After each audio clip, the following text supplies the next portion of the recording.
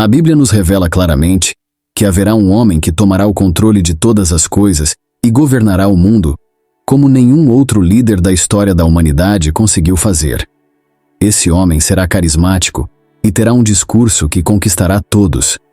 Seu poder de persuasão convencerá os habitantes da terra de que em suas mãos todos os problemas das nações, enfim, serão resolvidos. A verdade é que o mundo nunca terá visto alguém tão poderoso, influente e inteligente como este homem. E isso vai acontecer por um único motivo: o de que ele terá em suas mãos o poder vindo diretamente do inimigo de nossas almas, Satanás. Veja o que a Bíblia diz sobre ele em 2 Tessalonicenses, capítulo 2. A vinda desse perverso é segundo a ação de Satanás, com todo o poder, com sinais e com maravilhas enganadoras. Ele fará uso de todas as formas de engano da injustiça para os que estão perecendo, porquanto rejeitaram o amor à verdade que os poderia salvar. E quem é este homem, eu te pergunto? Ele é o Anticristo, o ser maligno que irá se levantar contra Deus e se exaltar acima de todas as coisas, a ponto de se assentar no santuário do Senhor e afirmar que ele mesmo é Deus. Ele vai fazer tudo isso porque deseja o mesmo que o diabo sempre desejou: ocupar o lugar do Deus Altíssimo. Em Isaías capítulo 14 está escrito: Como você caiu dos céus, ó estrela da manhã, filho da alvorada! Como foi atirado à terra você que derrubava as nações, você que dizia no seu coração: Subirei aos céus, erguerai o meu trono acima das estrelas de Deus, me assentarei no monte da Assembleia, no ponto mais elevado do Monte Santo, subirei mais alto que as mais altas nuvens, serei como o Altíssimo. E a pergunta que fica é: quando o Anticristo chegará à terra? Será que ele já nasceu? Está apenas aguardando o cumprimento das profecias bíblicas para ser anunciado como aquele que vai salvar o mundo? É exatamente sobre essa questão que nós vamos tratar neste vídeo. Eu vou te provar que o Anticristo já está por aqui agindo, sem que nenhum de nós o perceba. Ok, mas antes de começarmos, eu quero muito que você se inscreva aqui no meu canal. É só você clicar no botão inscrever-se, que está aqui abaixo do vídeo, e do lado vai aparecer um sininho. É muito importante que você ative o sininho para receber todas as notificações sempre que eu colocar um vídeo novo, tá bom? Então vamos lá. O Novo Testamento nos conta que Satanás tentou Jesus em 3 momentos diferentes, enquanto o Senhor jejuava no deserto, se preparando para assumir o seu ministério aqui na terra. Em um primeiro momento ele veio até Cristo e quis convencê-lo de matar a sua fome transformando pedras em pães. Depois, levou Jesus a um lugar muito alto, de onde eles conseguiam ver toda a terra. Então Satanás propôs dar a ele o poder sobre tudo, se Jesus se ajoelhasse diante dele. E por fim, o inimigo conduziu Cristo até o alto do templo e disse para ele pular, para que assim os anjos de Deus o resgatassem e salvassem a sua vida diante dos olhos de todos os judeus que não acreditavam que ele era o Messias enviado de Deus. Irmãos, percebam uma coisa. Nessas 3 situações, em todas elas, Satanás ofereceu coisas boas a Jesus, mas em troca ele queria adoração e desobediência à palavra de Deus. E é exatamente a mesma coisa que ele faz com todos nós hoje em dia. O diabo nos oferece tudo que é bom e prazeroso aos nossos olhos carnais, mas em troca ele quer que nós paremos de orar e buscar a Deus. E é exatamente isso que o Anticristo vai querer que o mundo faça depois que ele for anunciado a todos os habitantes da terra. Ainda no livro de 2 Tessalonicenses, capítulo 2, vemos que nos últimos dias haverá uma grande apostasia, ou seja, o abandono da fé de muitos que entregaram a sua vida para Jesus. Um dia, eles servirão ao diabo, mesmo sem perceber, dando ao Anticristo todo o controle sobre as suas vidas.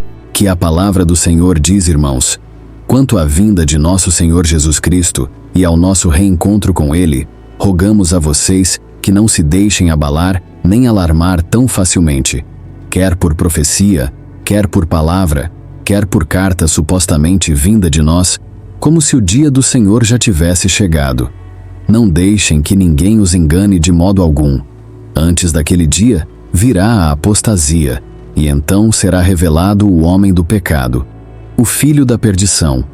Este se opõe e se exalta acima de tudo que se chama Deus, ou é objeto de adoração, a ponto de se assentar no santuário de Deus, proclamando que ele mesmo é Deus.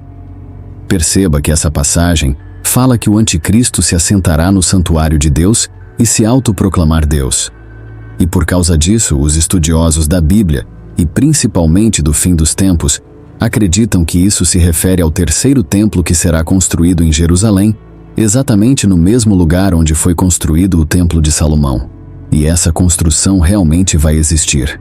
Há quem diga, inclusive, que os governos de Israel e Palestina já iniciaram as negociações para a futura construção desse templo, que abrigaria os religiosos dos dois povos, e, segundo as profecias, seria tomado pelo anticristo.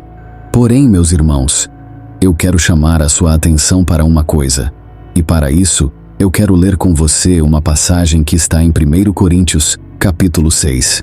Diz assim: Acaso não sabem que o corpo de vocês é santuário do Espírito Santo, que habita em vocês, que foi-lhes dado por Deus, e que vocês não são de si mesmos? Vocês foram comprados por alto preço. Portanto, glorifiquem a Deus com o corpo de vocês.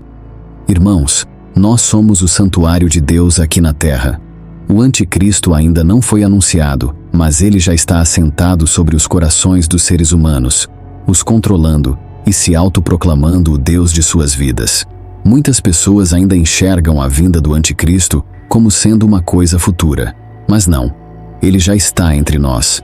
Basta olhar para o mundo à nossa volta, para as coisas que têm acontecido, para perceber que ele já está dominando o coração do ser humano e secretamente instalando seu trono nele.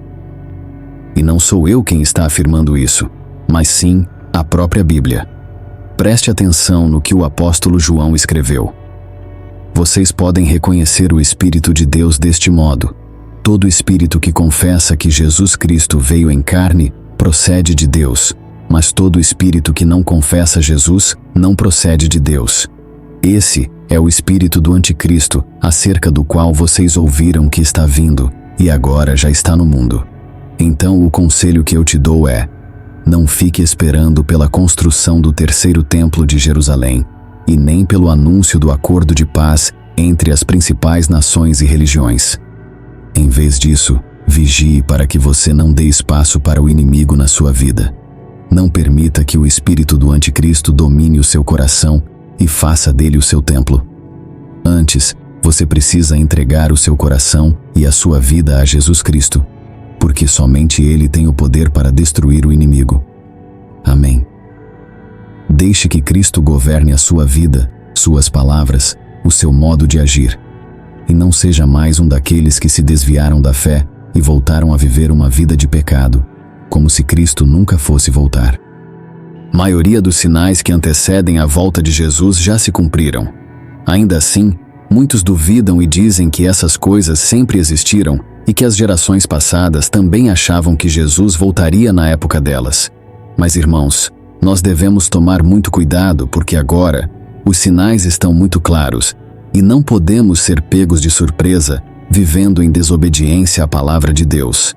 Então, se você ainda não se arrependeu dos seus pecados e recebeu Jesus como seu Senhor e Salvador, saiba que Ele te ama muito e Ele está esperando a sua decisão. Veja esse alerta do Senhor para cada um de nós. Antes de tudo, saibam que nos últimos dias surgirão escarnecedores zombando e seguindo as suas próprias paixões. Eles dirão: o que houve com a promessa da sua vinda?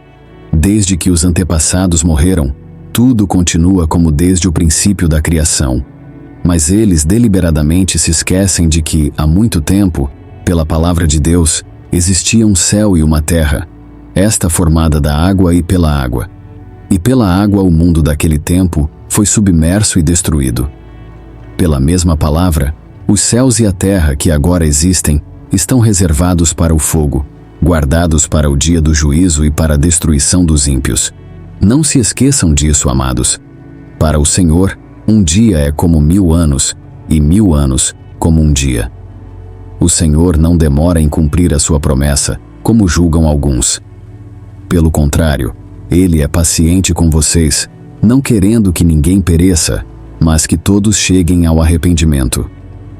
O dia do Senhor, porém, virá como ladrão. Os céus desaparecerão com um grande estrondo, os elementos serão desfeitos pelo calor, e a terra e tudo que nela há será desnudada. Visto que tudo será assim desfeito, que tipo de pessoas é necessário que vocês sejam? Vivam de maneira santa e piedosa, esperando o dia de Deus e apressando a sua vinda. Amém. Se você gostou dessa mensagem, eu peço que você compartilhe no WhatsApp, no Facebook. Vamos espalhar a palavra de Deus e não se esqueça de se inscrever aqui no meu canal. Que Deus te abençoe. Eu te espero no próximo vídeo.